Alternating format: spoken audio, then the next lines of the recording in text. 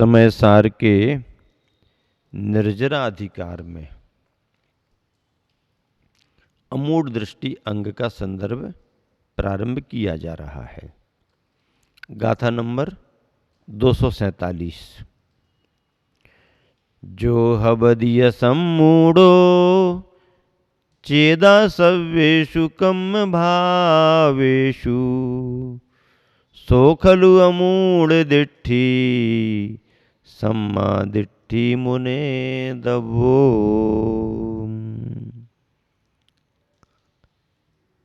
जो चेदा, जो आत्मा, सभ्येषु कम भावेषु, समस्त कर्म भावों में, सभी कर्म भावों में असम्मूढ़ो, असम्मूढ़, असम्मूढ़ यथार्थ दृष्टि वाला, सम्मूढ़ सम्मोहिता, असम्मूढ़ असम्मोहिता, अर्थात उन परिणमनों में मुग्ध न होने वाला, उन परिणमनों से प्रभावित न होने वाला। हाँ, परिणमनों से प्रभावित होता है व्यक्ति, मोहित होता है। तो जो आत्मा समस्त कर्म भावों में असम्मूढ़, असम्मूढ़ असम्मोहिता, अर्थात यथार्थ दृष्टि वाला, तटस्थ दृष्टि वाला हवदि होता है, सो उसे खलु वास्तव में अमूढ़ दृष्टि सम्मा दिट्ठी मुने दब्बो, अमूढ़ दृष्टि सम्यक दृष्टि मानना चाहिए, जानना चाहिए। जो चेतन आत्मा, जो चेतन आत्मा सर्व कर्मों के उदय रूप भावों में, सभी प्रकार के कर्मों के उदय रूप भावों में, उदय रूप परिणमनों में मूढ़ता, मोह, ममता धारण नहीं करता, वह वास्तव में अमूढ़ दृष्टि अंग का धारी सम्यक दृष्टि मानने योग्य है। टीका में क्या लिखा गया? आचार्य जयसेन महाराज जी लिखते हैं, यस चेतीयता आत्मा स्वकीय शुद्धात्मनि श्रद्धान ज्ञान अनुचरण रूपेण, अपनी शुद्धात्मा में ही श्रद्धान, उसमें ही ज्ञान और उसी में अनुचरण आचरण रूप क्या निश्चय रत्नत्रय लक्षण भावना बलेना, निश्चय रत्नत्रय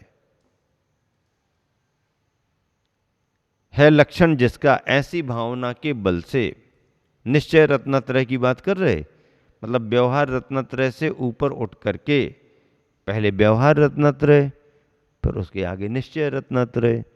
तो निश्चय रत्नत्रय लक्षण भावना बलेने, निश्चय रत्नत्रय रूप लक्षण है जिसका ऐसी भावना के बल से शुभाशुभ कर्म जनित परिणाम रूपे,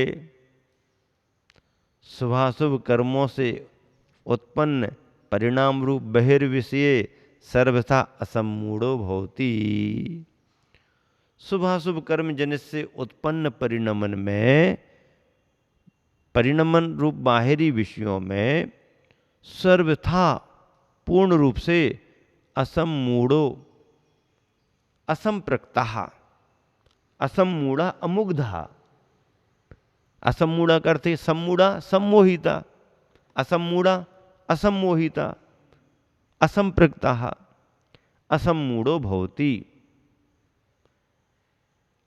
अमूढ़ दिट्ठी सम्मा दिट्ठी मुने दब्बो, स खलु स्फुटम सम्यक दृष्टिर अमूढ़ दृष्टि मंतव्यो ज्ञातव्या तस्य च बहिर्विषय मूढ़ता कृतो नास्ति बंदा।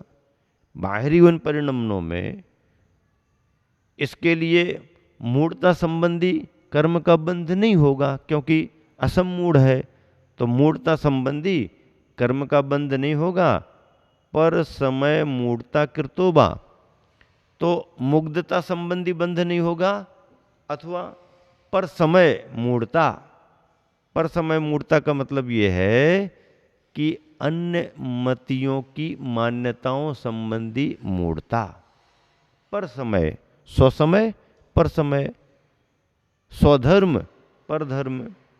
तो पर समय पर मत, पर मान्यताओं में जो मूढ़ता होती है उस संबंधी बंध नहीं होगा, क्योंकि असमूढ़ है। मुग्धता संबंधी भी नहीं होगी और परमत की मान्यताओं संबंधी भी नहीं होगी।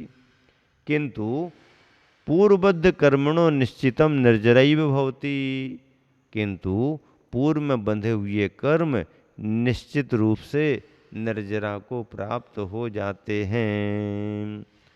बहुत अच्छी बात यहां पर कही गई। विशेषार्थ यहां पर दिया गया है। आचार्य ज्ञान सागर जी महाराज जी ने लिखा है विशेषार्थ हिंदी में। क्या लिखा है? तुलना करते हुए लिखा है। आत्मख्यातिकार अमरचंद्र जी महाराज के शब्दों को लेकर के और जयसेन स्वामी की तुलना की गई है। क्या लिखा है इसमें? इस गाथा के दूसरे चरण के, इस गाथा के दूसरे चरण के आत्मख्यातिकार के पाठ में तथा तात्पर्य वृत्तिकार के पाठ में थोड़ा सा अंतर है। आत्मख्यातिकार यानी अमरचंद्र स्वामी, तात्पर्य वृत्तिकार मतलब जयसेन स्वामी। आचार्य कुंद कुंद स्वामी के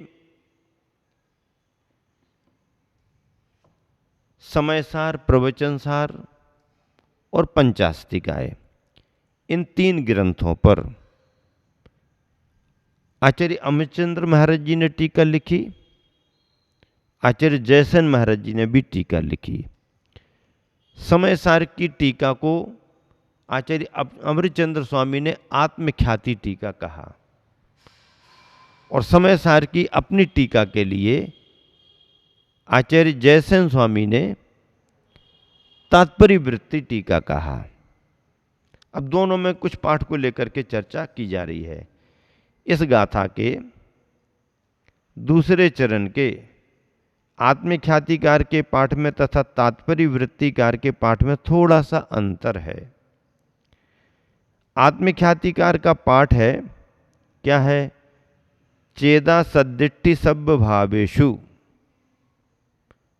जो हबदी असम्मूढ़ो, इसके आगे चेदा सद्दिट्ठि सब्ब भावेषु, ये आत्मख्यातिकार ने पाठ स्वीकार किया है, जिसका अर्थ होता है विश्व के सभी पदार्थों में समीचीन दृष्टि वाला, सभ्य भावेषु चेदा सद्दिट्ठि, सदृष्टि रखने वाला सभी भावों में। तो विश्व के सभी भावों यानी पदार्थों में समीचीन सदृष्टि रखने वाला। किंतु तात्पर्य वृत्ति में पाठ है सब्बेषु कम्म भावेषु, सब्बेषु कम्म भावेषु, जैसा इस ग्रंथ में स्वीकार किया गया है पाठ सब्बेषु कम्म भावेषु। तो सब्बेषु भावेषु का मतलब क्या है? शुभ या अशुभ सभी प्रकार के कर्मों के द्वारा, कम्म भावेषु सब्बेषु, सभी प्रकार के कर्म भाव यानी शुभाशुभ। कर्म 2 ही प्रकार के होते हैं, शुभ और अशुभ। शुद्ध कर्म तो होता नहीं, कि होता है? होता है क्या कोई? बताओ। कर्म के 3 भेद बताए क्या? शुभ कर्म, अशुभ कर्म और शुद्ध कर्म। नहीं, ऐसे तो 3 प्रकार के कर्म बता दिए गए, भाव कर्म, द्रव्य कर्म और नौ कर्म। भाव कर्म, द्रव्य कर्म, नौ कर्म तो बताए, लेकिन ऐसा कहीं नहीं लिखा कि अशुभ कर्म, शुभ कर्म और शुद्ध कर्म। उपयोग को तो कहा है 3 प्रकार का, अशुभोपयोग, शुभोपयोग, शुद्धोपयोग। अशुभोपयोग, शुभोपयोग, शुद्धोपयोग।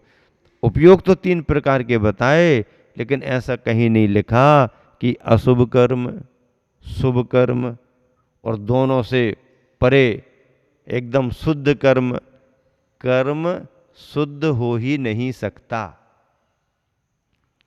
कर्म तो शुभ या अशुभ ही होगा। कर्म का फल, कर्म का परिणमन शुभ रूप अथवा अशुभ रूप, इसके अलावा तीसरा कोई है नहीं। तीसरी अवस्था बनेगी तो कर्मातीत अवस्था बनेगी। कर्म से रहित अवस्था वह ज्ञान दर्शन रूप उपयोग में आएगी, जिसे हम शुद्ध कह सकते हैं। लेकिन जहां तक कर्म का संबंध है तो परिणमन में अशुभ या शुभ ही कहेंगे। दुस्वर, सुभग, दुर्भग नहीं। आप तो बिल्कुल ऐसी बात बताओ जिसमें सुस्वर भी ना हो, दुस्वर भी ना हो, तो फिर स्वरातीत अवस्था होगी, जहां पर स्वर का काम ही खत्म हो गया। ऐसा मूल मतलब दोनों का एक है। आत्मख्यातिकार कहते हैं कि सम्यक दृष्टि जीव संकोत्कीर्ण एक ज्ञायक भाव में होता है। आत्मख्यातिकार क्या कहते हैं कि सम्यक दृष्टि जीव टंकोत्कीर्ण एक ज्ञायक भाव में होता है, अर्थात शुद्धात्म ध्यान में तल्लीन रहता है। किसमें तल्लीन रहता है? शुद्धात्म ध्यान में तल्लीन रहता है। बाह्य पदार्थों से उसका विचार दूर हटा हुआ है। बाह्य पदार्थों से उसका विचार दूर हटा हुआ है। यही बात तात्पर्य वृत्तिकार कह रहे हैं। क्या कह रहे हैं? अर्थात दोनों के ही कहने से त्रिगुप्तिमय परम समाधि में निरत रहता हुआ, दोनों के कथन का भाव क्या है कि त्रिगुप्तिमय परम समाधि में निरत रहता हुआ, त्रिगुप्तिमय तीनों गुप्तियों में मन, वचन और काय की गुप्ति का पालन करता हुआ, तीन गुप्ति से गोपित त्रिगुप्ति में परम समाधि में निरत। परम समाधि में निरत का मतलब क्या? संलेखना चल रही क्या है? नहीं, समाधि का अर्थ संलेखना तो वो होता ही होता है, लेकिन अध्यात्म ग्रंथों में जहां पर समाधि आती है वहां पर समाधि का समता का परिणाम, समाधान, शांति, समाधि। समाधि यानी शांति की उत्कृष्ट अवस्था, क्षमता का उत्कृष्ट परिणाम, इसको भी समाधि कहते हैं। त्रिगुप्ति में परम समाधि में निरत रहता हुआ मुनि ही वास्तव में अमूढ़ दृष्टि अथवा सम्यक दृष्टि वीतराग रूप में माना गया है। आचार्य ने पद्यानुवाद लिखा हुआ है, उस पद्यानुवाद को यहाँ पर पढ़ते हैं और उसका अर्थ लगाते हैं अपन। बहुत अच्छा पद्यानुवाद किया है गुरुवर ने। न मुग्ध मूढ़ मुनि हो जग वस्तुओं में, हो लीन आप अपने अपने गुणों में।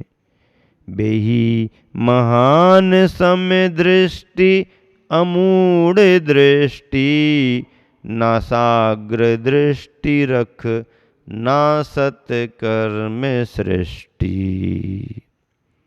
ना मुग्ध मूढ़ मुनि हो जग वस्तुओं में, जग की वस्तुओं में, अर्थात एक तरह से कहें तो संसार की जड़ वस्तुओं में, क्योंकि जो दिखाई देते हैं वो तो जड़ ही हैं, चेतन तो दिखाई देता नहीं, और चेतन से कोई प्रभावित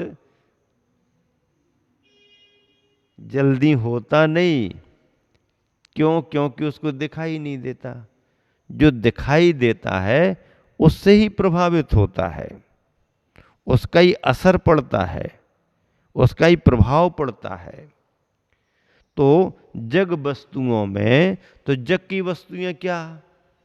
घटपट आदि, सुंदर असुंदर, ये सब चीजें दिखाई देती हैं। नौ कर्म दिखाई देता है, कर्म भी दिखाई नहीं देता, और जिस जीव ने कर्म बांधे हैं वो जीव भी दिखाई नहीं देता। राग द्वेष की प्रवृत्ति दिखाई देती है, राग द्वेष थोड़ी दिखाई देता है। तो न मुग्ध मूढ़ मुनि हो जग वस्तुओं में, संसार की वस्तुओं में, संसार के पदार्थों में मुनि मुग्ध मूढ़ नहीं होता है। हो लीन आप अपने अपने गुणों में, अपने अपने गुणों में वो लीन रहते हैं। लीन किस में रहना पड़ता है? अपने में लीन रहना पड़ता है। पर पदार्थ में लीन होने से कुछ नहीं। पर पदार्थ का चिंतन कर सकते हो, विचार कर सकते हो, विचार करना भी पड़ता है, विचार करने की आपको छूट भी है, लेकिन आसक्ति उसमें नहीं होना चाहिए। चिंतन का विषय आपका हो, ज्ञान का विषय है, आप किसी को भी बना सकते हो। ज्ञेय पदार्थ ज्ञान का विषय बनेगा, ज्ञेय पदार्थ ज्ञान का विषय बनेगा ही बनेगा। तो ज्ञान का विषय तो बनाओ, लेकिन उसमें रंजायमान तुम्हारा उपयोग नहीं होना चाहिए। आप उसके प्रभाव में मत आए। ना मुग्ध मूढ़ मुनि हो जड़ जग वस्तुओं में, हो लीन आप अपने अपने गुणों में। बेही महान समदृष्टि अमूढ़ दृष्टि, वही तो महान अमूढ़ दृष्टि यानी अमुग्ध दृष्टि माने जाते हैं। नासाग्र दृष्टि रख नासत कर्म सृष्टि, नासाग्र पर दृष्टि रखते हुए कर्मों की सृष्टि को नासते, नष्ट करते रहते हैं। समता का भाव रखें। बहुत पहले कुछ पंक्तियां लिखी थीं कि प्रभु मेरी यही कामना है, बाकी कुछ भी कामना है। प्रभु मेरी यही चाहना है, बाकी कुछ भी चाह, यही चाहना है, बाकी कुछ भी चाह ना है। कि कंकर कंटक ओले की वृष्टि में, कंकर कंटक ओले की वृष्टि में अथवा समोसरण की सृष्टि में, कंकर कंटक ओले की वृष्टि में अथवा समोसरण की सृष्टि में दृष्टि नासा पर हो, न आशा पर हो। दृष्टि नासा पर हो, न आशा पर हो। वही एकांत वासा हो जहां न झगड़ा हो न झांसा हो। वही एकांत वासा हो जहां न झगड़ा हो न झांसा हो। महावीर भगवान की जय।